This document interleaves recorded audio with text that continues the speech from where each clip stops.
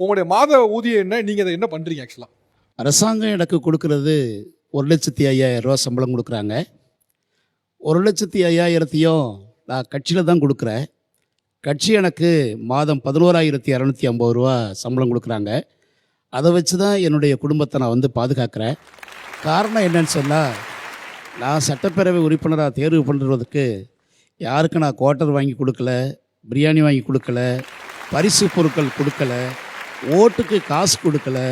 இன்னும் சொல்லப்போனால் என்னுடைய சொந்த பணத்தை 1 ரூபா கூட செலவழிக்காமல் சட்டப்பேரவை உறுப்பினராக கதிரகோட்டை தொகுதி மக்கள் தேர்வு செய்திருக்கிறாங்க.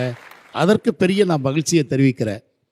அதே சமயத்தில் நான் தேர்தல் களத்தில் போகிற போது பல நூற்றுக்கணக்கானவர்கள் 1000, 2000, 5000 வந்து பொதுவெளியிலேயே டொனேஷன் கொடுத்து தைரியமாக நீ நில்லு, தைரியமாக போராடு, நீ ஜெயிப்ப என்று மக்கள் கொடுத்த நம்பிக்கையின் அடிப்படையில் தான் நான் வெற்றி அடைப்பதற்கு மிகப்பெரிய வாய்ப்பாக இருந்தது.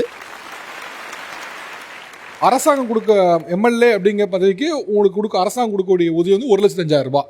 அந்த 1,05,000 நீங்கள் கட்சிக்கு கொடுத்துட்றீங்க. 11,500 ரூபாய் உங்களுக்கு கொடுக்குறாங்க.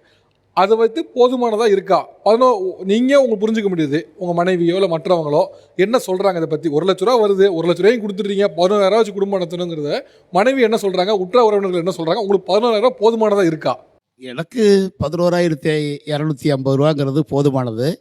என்னுடைய மனைவி 100 நாள் வேலைக்கு போயிட்டுருக்குறாங்க. 100 நாள் வேலைக்கு போகிறாங்களா? சும்மா ஆடு வளர்க்குறாங்க, மாடு வளர்க்குறாங்க, அதனுடைய பயன்பாடு இருக்கிறது. ஒரு எளிய குடும்பம். உங்களுக்கு வீட்டை பார்த்தா தெரியும், பெரிய செலவுகள் எதுவும் கிடையாது. ஆகவே நமக்கு வந்து ஒரு எளிய வாழ்க்கை. என்னுடைய துணைவியார் என்ன கேட்டாங்கன்னா, 1,05,000 சம்பளம்னு சொல்லிக்கிறாங்களே, அதை ஒரு நாளாவது நீ வந்து கண்ணில் காட்டு அப்படின்னு தான் அவங்க சொன்னாங்க. கண்ணில் காட்டுறதுக்கான வாய்ப்பு கையில் வாங்கலை, பேங்க்லேயே டிரான்சாக்ஷன் ஆயிடுது.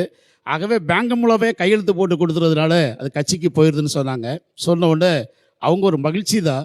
என்னைக்கு வரைக்கும் பத்திரிகையாளர்கள், மீடியாக்கள் எல்லாரும் வந்து கேட்டபோது கூட என்னுடைய இடையர் சொன்னது, என்னுடைய கணவர் ஏழைகளுக்காக உதவிடுவதில் நான் துணையாக இருப்பதில் மகிழ்ச்சி அடைகிறேனே தவிர அவர் எம்எல்ஏ பதவியை பயன்படுத்தி வீட்டுக்கு ஏது சேர்ப்பார் என்று நான் விரும்பவில்லை என்பதான் சொல்கிறாங்க.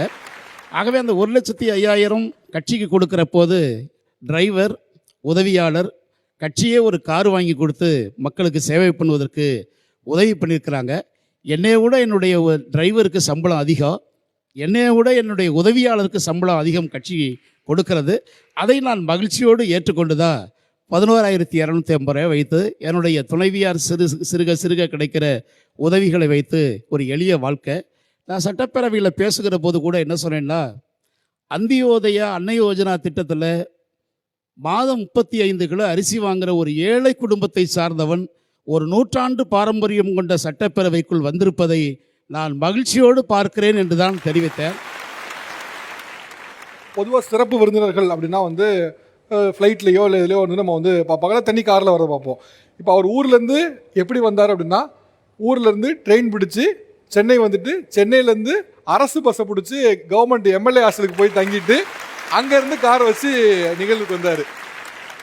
பொதுவாக ஒரு பக்கத்துலேருந்து ஒரு ஊருக்கே போகும்போது ஒரு எம்எல்ஏ வரும்போது அவர் ஒரு காரு, பின்னால் அவர் உதவியாளருக்கு ஒரு காருன்னு பார்த்துட்டு இருந்த இடத்துல யூஸ் பண்ணது ரெண்டுமே அரசு சேவை தான்.